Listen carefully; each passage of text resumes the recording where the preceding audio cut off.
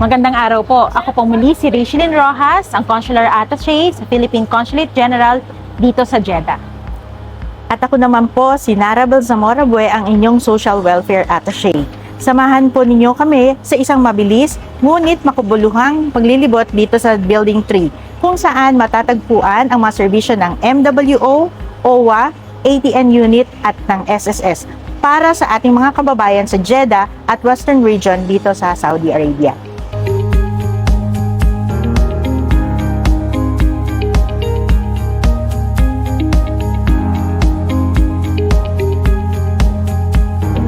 Bago po pumunta sa alinmang window, dumaan muna po tayo dito sa ating reception area para kumuha ng tamang form at queue number.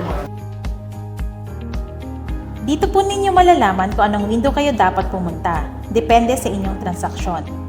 May mga nakahandang staff na tutulong sa inyo upang mas mapadali ang inyong pagproseso.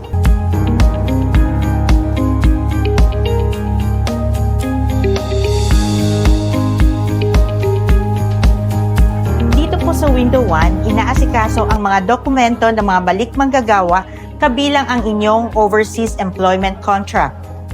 Mahalaga po ang kontratang ito sa pagkuha ng inyong Overseas Employment Certificate or OEC. Ang pangunahing layunin ng OEC ay magsilbing exit clearance at patunay na lehitimo at dokumentado ang isang OFW. Kinakailangan ito sa airport at nagbibigay ng exemption sa travel tax at terminal fee. At Window 2, we handle Musanad transmittals. These are individual contracts for incoming domestic workers under the Musanad platform. Tinitiyak nito na ang ating mga kasambahay ay maayos na naidokumento at legal na naipapasok sa ilalim ng aprobadong employer dito sa Saudi Arabia. Windows 3 and 4 cater to Saudi recruitment agencies and companies. These windows handle contract processing, job order submissions, and accreditation of Saudi recruitment agencies or SRAs. Para naman sa mga skilled workers na nasa Saudi Arabia, ang renewal ng kontrata o paglipat ng employer ay ginagawa sa pamamagitan ng Kiwa platform. Kaagapay ang kanilang bagong sponsor or kumpanya. Sa Window 5, matatagpuan ang cashier. Dito ginagawa ang pagbabayad sa OWA membership pagkatapos maproseso ang inyong dokumento sa Window 1.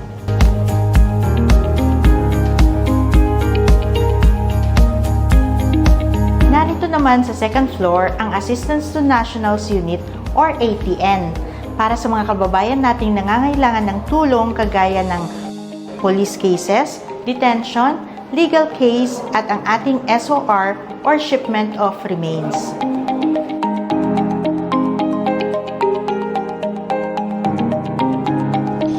Nandito po ang Request Assistance Desk kung saan mag-fill out ng Request for Assistance form.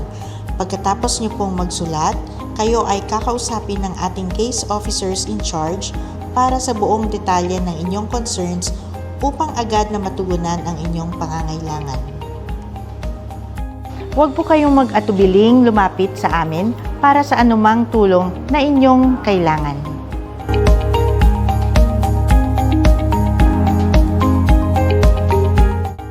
At syempre, nandito rin ang SSS. Dito maaaring mag-update ng inyong membership at mag-inquire tungkol sa mga benepisyo at claims.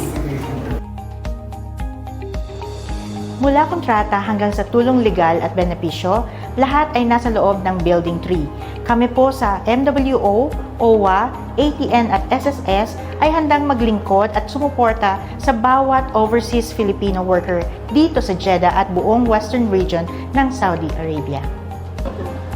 Abangan po ang ating mga susunod na videos para sa buong detalye ng mga serbisyon na ibinibigay ng konsulado.